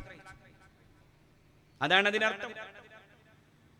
ചോയി എന്ന് പറയുന്ന തന്റെ മസ്ജിദ് പണിതു കൊടുത്ത അയാൾക്ക് കാക്കാത്തറ തറവാട്ടിന്റെ ഒരു ഓഹരി കൊടുത്തിട്ട് അവിടെ ചോയി പിന്നെ ക്ഷേത്രം പണിയുന്നതും കാത്തുനിന്ന മഹാനായ ഒരു വലിയ മനുഷ്യനുണ്ട്, ഒരു സൂഫി വര്യൻ. ആ മനുഷ്യന്റെ പേരാണ് മഹാനായ വെളിയങ്കോട്ട ഉമർ ഖാദി ഖദ്ദസല്ലാഹു സിറഹുൽ അസീസ്. ആരായി ഉമർ ഖാദി? അഷ്റഫുൽ ഖൽഖ് സല്ലല്ലാഹു അലൈഹി വസല്ലമയുടെ ഹൃദയ കവാടം തുറപ്പിച്ചയാളാണ്. അഷ്റഫുൽ ഖൽഖിന്റെ ഹൃദയ കവാടം തുറപ്പിച്ചയാളാണ്. അല്ലാഹുവിന്റെ റസൂൽ ഞാൻ ഇവിടെ വന്നു നിൽക്കുന്നു എന്ന് പറയാൻ അത്ര വലിയ യോഗ്യത നേടിയ ആളാണ്. യാ അക്രമൽ ഖുറമാ ലാ താബിക്കും ഉമറുൽ ഫഖീറുൽ മുർതജി ലി ജനാബിക്കും യർജുൽ തആലൽ ബുകാഇ ബിബാബിക്കും വദ്ദംഉ മിൻ ഐനൈഹി സാല സജീമ സല്ലു അലൈഹി വസല്ലിമു തസ്ലീമ.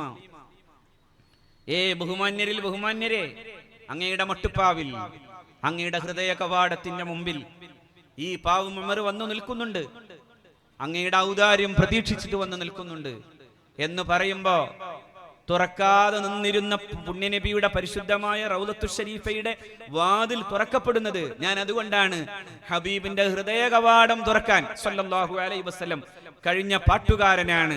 ആ അർത്ഥത്തിൽ കവിത ആലപിക്കാൻ കഴിഞ്ഞ പ്രഗത്ഭനായ അറബി കവി കൂടിയാണ് മഹാനായ ഉമർ ഖാദി ഖദ്ദസല്ലാഹു സിർറഹു. ഞാനിത് പറയാൻ കാരണം, ഇത് നമ്മുടെ സമൂഹം ഒഴുകി വന്ന അതിന്റെ പ്രവാഹത്തിന്റെ വഴിയിലെ ഈ സൗഹൃദത്തിന്റെ മനോഹരമായ ദൃശ്യങ്ങളാണ്. അത് മമ്പുറന്തങ്ങളിൽ, അത് ബാഫഖി തങ്ങളിൽ. അതുകൊണ്ടാണ് തളി ക്ഷേത്രത്തിന്റെ ഇതേ മുറ്റത്തു തന്നെ കേളപ്പജി സത്യാഗ്രഹം ഇരിക്കുമ്പോ ആ സത്യാഗ്രഹ പന്തലിൽ ചെന്ന് നിന്നിട്ടാണ് ബാഫഖി തങ്ങൾ പറഞ്ഞു കൊടുത്തത്, നിർത്തണം, അങ്ങയുടെ സത്യാഗ്രഹം നിർത്തണം, കാരണം ഞാനും കൂടി നിങ്ങളുടെ കൂടെയുണ്ട്. ഈ ക്ഷേത്രവുമായി ബന്ധപ്പെട്ട പ്രശ്നം പരിഹരിക്കാൻ, ഈ മതിലുമായി ബന്ധപ്പെട്ട പ്രശ്നം പരിഹരിക്കാൻ എന്റെ സഹായം ഉണ്ടാകുമെന്ന് പറഞ്ഞയാൾ സയ്യിദ് അബ്ദുറഹ്മാൻ ബാഫഖി തങ്ങളാണ്. ആ ബാഫഖി തങ്ങൾ സമസ്ത കേരള ജംഇയ്യത്തുൽ ഉലമയുടെ മുഷാവറയെ അധ്യക്ഷം വഹിച്ച, പർവ്വത സമാനരായ മഹാപണ്ഡിതന്മാർ മാറിയിരുന്നിട്ട് അങ്ങനെ അധ്യക്ഷം വഹിച്ച മഹാനാണ്. ആ ബാഫഖി തങ്ങൾ അവസാന കാലം വരെയും സമസ്ത കേരള ഇസ്ലാമത വിദ്യാഭ്യാസ ബോർഡിന്റെ ട്രഷററാണ്. ആ ബാഫഖി തങ്ങൾ ഉയർത്തിവിട്ട കൊടുങ്കാറ്റിന്റെ പേരാണ് കേരളത്തിലെ മദ്രസ വിദ്യാഭ്യാസ പ്രസ്ഥാനം. ആ ബാഫഖി തങ്ങൾ തൊടുത്തുവിട്ട കൊടുങ്കാറ്റാണ്. ലോകത്തെവിടെയും ഇല്ലാത്ത മനോഹരമായ മാതൃകയായി ബാഫഖി തങ്ങൾ ഒരു വാക്കു പറഞ്ഞു. 945 നമുക്ക് മദ്രസ വേണമെന്ന് വാക്കു പറയുമ്പോ ആ വാക്കിന്റെ അതിന്റെ ആന്തോളനം നമ്മൾ കാണുന്നത് കേരളത്തിന്റെ സമൂഹ ജീവിതത്തിന്റെ, മുസ്ലിം ഉമ്മത്തിന്റെ സമൂഹ ജീവിതത്തിന്റെ പന്താവിൽ അത്ര വലിയ സ്വാധീനം ചെലുത്തിയ ഒരു വാക്ക് നമുക്ക് കാണാൻ കഴിയില്ല. ആ ബാഫഖി തങ്ങൾ കേളപ്പജിയുടെ മുമ്പിൽ ചെന്ന് നിൽക്കുന്നു.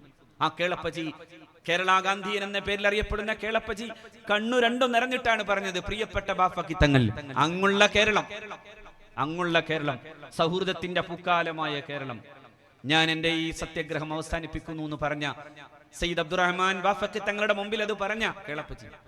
സൗഹൃദങ്ങളാണ്. ആ സൗഹൃദങ്ങൾ പല രീതിയിൽ വരുമ്പോ അവിടെയെല്ലാം അതിന്റെ എല്ലാ മാനദണ്ഡങ്ങളും പാലിച്ചുകൊണ്ട് ചിലപ്പോഴൊക്കെ ചെല്ലേണ്ടി വരുമ്പോ അതൊക്കെ നോക്കി കുത്താനും അതൊക്കെ നോക്കി കെറുവിക്കാനും ശ്രമിക്കുകയല്ല വേണ്ടത്. ശരിക്കു പറഞ്ഞാൽ ഉമ്മത്തിന്റെ നന്മ ചിലപ്പോഴൊക്കെ ഈ സൗഹൃദങ്ങളിലൂടെ കടന്നു വരാറുണ്ട്. കഴിഞ്ഞ 2-3 വെള്ളിയാഴ്ചകൾക്ക് മുമ്പാണ് ഞാൻ പാണക്കാട് മഹാനായ സയ്യിദ് സ്വാദിഖ് അലി ശിഹാബ് തങ്ങൾ വിളിച്ച പ്രകാരം തന്നെ ചെന്നത്. അവിടെ ഡോക്ടർ ക്ലിമ്മീസ് വന്നിരുന്നു, പ്രഗത്ഭനായ KCBCയുടെ പ്രസിഡന്റ്. KCBC എന്ന് പറഞ്ഞാൽ കേരള കാത്തലിക് ബിഷപ്പ് കൗൺസിലാണ്. കേരളത്തിലെ എല്ലാ ബിഷപ്പുമാരുടെയും അതിന്റെ കൗൺസിലിന്റെ പ്രസിഡന്റ് ആയിട്ടുള്ള ആളാണ് ഡോക്ടർ ക്ലിമ്മീസ്, റവറന്റ്. അദ്ദേഹം വരുമ്പോ അദ്ദേഹം ആദ്യം തങ്ങളോട് പറഞ്ഞത്, അങ്ങയുടെ വാക്കുകൾ ഞങ്ങൾക്ക് തന്ന ആത്മവിശ്വാസം ചെറുതല്ല എന്നായിരുന്നു. അതേ ക്ലിമ്മീസ് വിളിച്ചപ്പോഴാണ് ഒരിക്കൽ അവിടെ പോയത്. അതിന്റെ പേരിലുള്ള വിവാദങ്ങളാണ് കേട്ടത്. ഞാൻ ഒറ്റ കാര്യം പറയുന്നുള്ളൂ, ചെയ്തയാളുടെ ഉദ്ദേശം എന്തായിരുന്നു എന്നുള്ള ചോദ്യമെങ്കിലും മാന്യതയാണ്. അങ്ങനെയാണെങ്കിൽ ലോകം കണ്ട പ്രഗത്ഭനായ കർമ്മശാസ്ത്ര വിശാരദൻ, കേരളീയ മുസ്ലിം ഉമ്മത്തിന്റെ കർമ്മശാസ്ത്രത്തിന്റെ അവസാന വാക്കെന്ന് പറയുന്നത് മഹാനായ ഇബ്നു ഹജർ ഹൈത്തമി തങ്ങളാണ്. ഖദ്ദസല്ലാഹു സിർറഹുൽ അസീസ്. എന്തുകൊണ്ടെന്നാൽ നമ്മൾ അങ്ങോട്ടാണ് നോക്കിയത്. ആ ഇബ്നു ഹജർ തങ്ങൾ വിശദീകരിച്ച് പറയുമ്പോൾ പറഞ്ഞു, വ ഇല്ലം യഖ്സിദ് തശബ്ബുഹ ബിഹിം റഅസൻ വ അസ്ലൻ ഫലാ ശൈഅ അലൈഹി എന്ന് തന്നെ പറഞ്ഞു. അവിടെ ഖാസിദ് ആരാണ്? പ്രവർത്തിച്ച ആളാണ്. എന്താണ് അദ്ദേഹത്തിന്റെ ഉദ്ദേശം? അങ്ങനെ ഒരു തശബ്ബുഹ് ഇല്ല, അങ്ങനെ ഒരു ചിന്തയെ ഇല്ലാതെ ചെയ്തു പോയ ഒരു കാര്യത്തെ ഫലാ ശൈഅ അലൈ എന്ന് പറയുമ്പോൾ ആ ചെയ്ത കാര്യത്തിൽ തന്നെ ഞാൻ ചില പാദ്രിമാരോട് ചോദിച്ചു, ഈ കേക്ക് വല്ല സംഭവമാണോ? അവർക്ക് ആർക്കും അത് മതവുമായി ബന്ധപ്പെടുത്താൻ കഴിയില്ല. അപ്പൊ ചില കാര്യങ്ങളിലെ സൗഹൃദങ്ങളെ കുത്തി നോവിക്കണ്ട. ഈ നാടിന്ന് ആഗ്രഹിക്കുന്നത് അതാണ്. ഈ നാട്ടിൽ ക്രൈസ്തവ മുസ്ലിം സഹോദരന്മാർ തമ്മിൽ എന്തെങ്കിലും തരത്തിലുള്ള വിഭജനം ഉണ്ടാക്കാനുള്ള ശ്രമം നടന്നാൽ അത് വലിയ തോതിലുള്ള സാമൂഹികാഘാതം ഉണ്ടാകും എന്ന ബോധ്യം നമുക്കെല്ലാം ഉണ്ടാകും. ഞാൻ ഈ സമയത്ത് പറയാൻ ആഗ്രഹിക്കുന്നത് വ്യക്തിപരമായ അനുഭവങ്ങളുടെ വെളിച്ചത്തിലാണ്. കഴിഞ്ഞ 4-5 കൊല്ലം മുമ്പാണ്, ഈ കഴിഞ്ഞ മന്ത്രിസഭ അധികാരത്തിൽ വരുന്നതിന് മുമ്പ് കേരളത്തിലെ ക്രൈസ്തവ സമൂഹത്തിനിടയിൽ വലിയ തോതിൽ പ്രചരിച്ചൊരു പ്രചാരമായിരുന്നു, മദ്രസകൾക്ക് അധ്യാപകർക്ക് 25,000 രൂപ ശമ്പളം കൊടുക്കുന്നു. 25,000 രൂപ ശമ്പളം. അതോടൊപ്പം തന്നെ 80-20 അഥവാ 80% മുസ്ലിങ്ങൾക്ക് 20% മാത്രമായി ക്രൈസ്തവർക്ക് കൊടുക്കുന്ന സച്ചാർ കമ്മിറ്റിയുടെ റിപ്പോർട്ടിന്റെ ഭാഗമായി കേരളത്തിൽ വന്ന ഒരു ആനുകൂല്യം, ആ ആനുകൂല്യം 80-20 ആണ്. പ്രത്യക്ഷത്തിൽ നോക്കിയാൽ എന്തൊരു വല്ലാത്ത അനീതിയാണ്, വലിയ അനീതിയാണ്. അതിന്റെ ചരിത്രപരതയോ അതിന്റെ സന്ദർഭങ്ങളോ അതിന്റെ പശ്ചാത്തലമോ തിരിച്ചറിയാത്ത ഒരാളെ സംബന്ധിച്ചിടത്തോളം അത് വലിയ അനീതിയാണ്. ചിലപ്പോഴൊക്കെ കോടതികൾ ആ അനീതിയുടെ അതിന്റെ ബാഹ്യാർത്ഥത്തിലേക്ക് നോക്കിയിട്ടുള്ള വിധികൾ നടപ്പിലാക്കാറുണ്ട് എന്നത് സാന്ദർഭികമായി ആലോചിച്ചുകൊണ്ട് തന്നെ പറയാം. അന്ന് ആ സന്ദർഭം ഉണ്ടായപ്പോ വളരെ വ്യക്തിപരമായി തന്നെ ഞാൻ എൻ്റെ സുഹൃത്തുക്കളായ ചില പാതിരിമാരെ വിളിച്ചു. എന്നിട്ട് അവരുമായി ഒന്ന് ഇരുന്നു. ഞങ്ങളുടെ കുറെ മുസ്ലിം സുഹൃത്തുക്കളും അതോടൊപ്പം തന്നെ ഈ ക്രൈസ്തവ സഹോദരന്മാരായ പാതിരിമാരും അതോടൊപ്പം തന്നെ ഇത് സംബന്ധമായി പഠിക്കുന്ന ബ്രദേഴ്സ് എന്ന് പറയാവുന്ന വിധം പഠന വിദ്യാർത്ഥികളായ ഇതുമായി ബന്ധപ്പെട്ടുകൊണ്ട് വിവിധ സെമിനാറുകളിൽ പഠിക്കുന്ന വിദ്യാർത്ഥികളും ഇരുന്നു. അവരാദ്യം വലിയ ദേഷ്യത്തിലാണ് സംസാരിച്ചത്. നിങ്ങൾക്ക് 80 കൊടുക്കുമ്പോൾ ഞങ്ങൾക്ക് 20 ഉള്ളൂ. നിങ്ങളുടെ അധ്യാപകരായ മദ്രസ അധ്യാപകർക്ക് 25,000 രൂപ വെച്ച് ഗവൺമെന്റ് കൊടുക്കുമ്പോൾ ഞങ്ങൾക്ക് 10 പൈസ കിട്ടുന്നില്ല. അങ്ങനെയൊക്കെ സംസാരിച്ചു. ഞങ്ങൾ പറഞ്ഞു, ഒരു കാര്യം ചെയ്യാം, നമുക്ക് ചെയ്യാൻ പറ്റുന്ന ഒരു കാര്യം, വസ്തുനിഷ്ഠമായി ഇത് സംബന്ധമായി പഠനം നടത്താം. അവരോടത് പറയാൻ കാരണം അവർ പഠിക്കാൻ തയ്യാറാണ്. അതുകൊണ്ട് അവരോട് പറഞ്ഞു, നിങ്ങൾ ഒരു കാര്യം ചെയ്യൂ, വസ്തുനിഷ്ഠമായി അത് സംബന്ധമായ ഫാക്ച്വൽ ചെക്കിംഗ് നടത്തണം, വസ്തുനിഷ്ഠമായി പഠിക്കണം. ഒരു മാസം കഴിഞ്ഞപ്പോൾ ഞങ്ങൾ ഒരുമിച്ച് കൂടി. അവർ കൃത്യമായി അത് സംബന്ധിച്ചുള്ള അതിന്റെ പേപ്പർ അവതരിപ്പിച്ച് സംസാരിച്ചു. അപ്പോ ഒരു പ്രായം ഒരു പാതിരി ചോദിച്ച ചോദ്യം ഇതാണ്: 80-20-ൽ 20 പോലും നമുക്ക് നീതിയല്ലെങ്കിൽ യേശുവിന്റെ നീതിക്കെതിരല്ലേ അത്? അതുകൊണ്ട് അത് ശരിയല്ലല്ലോ എന്നായിരുന്നു ആ വൃദ്ധനായ പാതിരിയുടെ വർത്തമാനം. ചില ചെറുപ്പക്കാരായ പാതിരിമാരായ അതോടൊപ്പം തന്നെ സെമിനാറുകളിൽ പഠിക്കുന്ന വിദ്യാർത്ഥികൾ ഈ 25,000ന്റെ കഥ പറഞ്ഞപ്പോ പറഞ്ഞ പച്ച നുണയാണല്ലോ അത്, അതൊരു മന്ത്രിയുടെ ആകപ്പാടെയുള്ള ഒരു അവകാശവാദവും കണ്ണു നിറഞ്ഞ ഉസ്താദിനെ കുറിച്ച് പറഞ്ഞ ചില വർത്തമാനങ്ങളും മാത്രമായി നിയമസഭ പൊളിച്ചതല്ലാത്ത വേറൊന്നും അവിടെ നടന്നില്ലല്ലോ എന്ന് അവർ പറയുമ്പോൾ അവർ സത്യസന്ധമായി പറഞ്ഞു, ഈ നുണകൾക്കെതിരെ പറയണ്ടേ എന്നായിരുന്നു ആ ചെറുപ്പക്കാർ ചോദിച്ചത്. ഞാനത് പറയാൻ കാരണം ചിലതൊക്കെ വ്യക്തിപരമായും അല്ലാതെയും നടക്കേണ്ട നമ്മുടെ സമൂഹത്തിലെ ഇത്തരത്തിലുള്ള വിഭജനങ്ങൾ സംഭവിച്ചുകൊണ്ടുണ്ടാകുന്ന സാമൂഹിക ആഘാതത്തെക്കുറിച്ചുള്ള വലിയ അർത്ഥത്തിലുള്ള ഒരു ജാഗ്രത നമുക്കുണ്ടാവാതെ പോയാൽ ഭാവി എന്ന് പറയുന്നത് വലിയ അപകടമാണ്. അതുകൊണ്ടാണ് ചില വിഷയങ്ങളിൽ വളരെ തന്ത്രപരവും നേതൃപരവുമായിട്ടുള്ള തീരുമാനങ്ങൾ ഉണ്ടായി. അതിന്റെ ഭാഗമായിരുന്നു മുനമ്പം വിഷയവുമായി ബന്ധപ്പെട്ടുകൊണ്ട് നേതൃപരമായ തീരുമാനം, തന്ത്രപരമായ തീരുമാനം. ഞാൻ അങ്ങനെ തന്നെ അതിനെ എല്ലാ ധൈര്യത്തോടും കൂടെ വിളിക്കാൻ ആഗ്രഹിക്കുന്നു.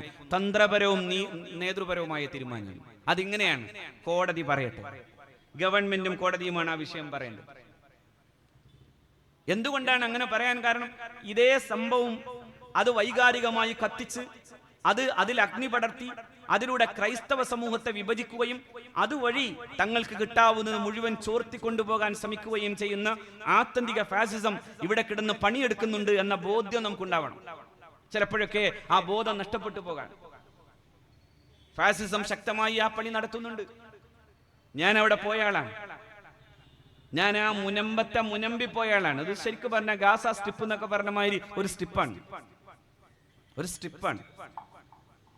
ആ മുനമ്പത്ത് പോകുമ്പോൾ നമ്മൾ കണ്ടതും ചിലതൊക്കെ അതിന്റെ യാഥാർത്ഥ്യങ്ങളൊക്കെ മനസ്സിലാക്കുമ്പോൾ അതിനൊക്കെ വേണ്ടി വൈകാരികമായി പ്രതികരിക്കുകയല്ല വേണ്ടത് എന്നാണ് നമുക്ക് അനുഭവങ്ങളുടെ വെളിച്ചത്തിൽ തോന്നുക. വൈകാരികമായി പറയേണ്ടതില്ല. പക്ഷേ പാണക്കാട്ടെ തങ്ങൾ പറഞ്ഞാൽ, സമുദായ നേതൃത്വം ഒരുമിച്ചിരുന്ന് പറഞ്ഞാൽ അതിനെതിരെ എന്തെങ്കിലും ഒന്ന് പറയണമെന്ന് ചിന്തിക്കുന്നവരുണ്ട്. അങ്ങനെ പറയുമ്പോൾ ഉണ്ടാകുന്ന അപകടത്തെ കുറിച്ച് ആലോചിക്കണം. അതുമായി ബന്ധപ്പെട്ട കുറെ നിയമപ്രശ്നങ്ങളുണ്ട്. ഞാൻ അങ്ങോട്ട് പോകല്ല. 95 വരെയുള്ള നമ്മുടെ രാജ്യത്തെ വഖഫുമായി ബന്ധപ്പെട്ടുകൊണ്ടുള്ള അതിന്റെ ഒന്നാമത്തെ നിർവചനം തന്നെ പെർമനന്റ് ഡെഡിക്കേഷൻ ആണ്. പെർമനന്റ് ഡെഡിക്കേഷൻ അത് പെർമനന്റ് ആണ്. ഒരാൾ വഖഫ് ചെയ്യാന്ന് പറഞ്ഞാൽ ആ വഖഫ് പെർമനന്റ് ആണ് എന്ന് പറഞ്ഞാൽ അത് എല്ലാ കാലത്തേക്കും ഒന്ന് തിരിച്ചെടുക്കാൻ പറ്റാത്ത വിധം പെർമനന്റ് ആയിട്ടാണ് വഖഫ് ചെയ്യേണ്ടത്. അതുകൊണ്ടാണ് മഹാനായ ഇമാം നവവി റഹ്മഹുല്ലാഹ് തന്റെ മിൻഹാജിൽ പറയുന്നുണ്ട്, വലൗ വഖഫ ബിശർത്തിൽ ഖിയാരി ലബതല അല സഹീഹ് പ്രകാരം ഒരാള് തിരിച്ചെടുക്കണമെന്നോ അങ്ങനെ എന്തെങ്കിലും തരത്തിലുള്ള തിരിച്ചെടുക്കാനുള്ള എന്തെങ്കിലും ഖിയാറിന്റെ ഷർത്ത് വെച്ചുകൊണ്ട് ഒരാൾ വഖഫ് ചെയ്താൽ ആ വഖഫ് ശരിയാവില്ല. കാരണം അത് എന്ന് മറ്റൊരു സ്ഥലത്ത് മഹാനായ ഇബ്നു ഹജർ റഹ്മത്തുള്ളാഹി തങ്ങൾ ഇത് സംബന്ധമായി വിശദീകരിക്കുമ്പോൾ പറയുന്നുണ്ട്, തഅ്ബീദ് ഷർത്താൻ വശുരിത ലഹു തഅ്ബീദ് ഷർത്താൻ. അപ്പൊ ഞാൻ പറയാൻ കാരണം ഇത് ഒരുപാട്, അതുകൊണ്ടാണ് സമസ്ത കേരള ജംഇയ്യത്തുൽ ഉലമയുടെ അഭിവന്ദ്യ നായകൻ മഹാനായ സയ്യിദുൽ ഉലമ ഇത് സംബന്ധമായി പത്രക്കാരെ ചോദിച്ചപ്പോൾ പറഞ്ഞു, ഒരുപാട് പഠിക്കേണ്ട വിഷയമാണ്. പഠിക്കേണ്ട വിഷയമാണെന്ന് പറയാൻ മാത്രം അതിനകത്ത് കുറെ നിയമപ്രശ്നങ്ങളുടെ നൂലാമാലകൾ ഉണ്ടെന്ന ബോധ്യമുള്ളത് കൊണ്ടാണ് അങ്ങനെ പറയാൻ കാരണം. പക്ഷേ അതിനൊക്കെ വൈകാരികമായി എന്തെങ്കിലും പറഞ്ഞു തീർക്കണമെന്ന് ആലോചിക്കുമ്പോൾ ഉണ്ടാകുന്ന സാമൂഹിക ആഘാതത്തെ കുറിച്ച് പറയണം. ഞാൻ പറയുന്നത് എന്തെങ്കിലും ഇപ്പോഴുള്ള പ്രശ്നങ്ങളെ കുറിച്ച് പറയാൻ വേണ്ടിയല്ല. ഞാൻ പറഞ്ഞു വരുന്നത്, നമ്മൾ ഇത്തരം കാര്യങ്ങളിലൊക്കെ കുറെ കൂടി വിവേകത്തോടെ പെരുമാറിയില്ല എന്ന് വന്നാൽ ഇത് നമ്മളിൽ ഒതുങ്ങി നിൽക്കുന്നതല്ല എന്ന് പറയാനാണ്. ഇത് നമ്മളിൽ ഒതുങ്ങി നിൽക്കുന്നതല്ല. ഈ സമുദായം മൈത്രിക്ക് വേണ്ടി കാത്ത സമുദായമാണ്. ഇന്ത്യയിൽ മഹാനായ ഖാജാ മുഈനുദ്ദീൻ അൽ ചിശ്തിയെ പോലെ വലിയ വലിയ മഹാരഥന്മാർ ഇന്ത്യയിൽ എല്ലാ വിഭാഗത്തെയും ചേർത്ത് പിടിച്ചു. ഈ ഗസൽ സംഗീതമൊക്കെ വരുന്നത് എവിടെ നിന്നാണ്? മഹാനായ ഖാജയുടെ പർണശാലയിൽ നിന്നാണ്. ചാൻസനെ പോലെ പ്രഗത്ഭരായ വലിയ ഗായകർ അവിടെ ഇരുന്ന് പാടിയിരുന്നു എന്ന് ഇന്ത്യയുടെ പ്രഗത്ഭനായ ചരിത്രകാരൻ എഴുതുന്നു. The wonder that was India എന്ന് പറയുന്ന പുസ്തകത്തിൽ അദ്ദേഹം പറയുന്നുണ്ട്, ഇന്ത്യയിൽ ചിശ്തിമാരുടെ പർണശാലയിലാണ് ഹിന്ദുസ്ഥാനി ഒരു നിലാവ് പോലെ പെയ്തിറങ്ങിയത് എന്നാണ്. ചിശ്തിമാർ ആരായി? ചിശ്തിമാരുടെ നായകൻ മഹാനായ ഖാജാ മുഈനുദ്ദീൻ അൽ ചിശ്തി അൽ അജ്മീരി ഖദ്ദസല്ലാഹു സിറഹുൽ അസീസ്. അതുകൊണ്ട് സൗഹൃദങ്ങളെ എല്ലാ കാലത്തും അതിന്റെ മൂല്യത്തോടെ വില കൊടുത്തൊരു പ്രസ്ഥാനമാണ് സമസ്ത കേരള ജംഇയ്യത്തുൽ ഉലമ.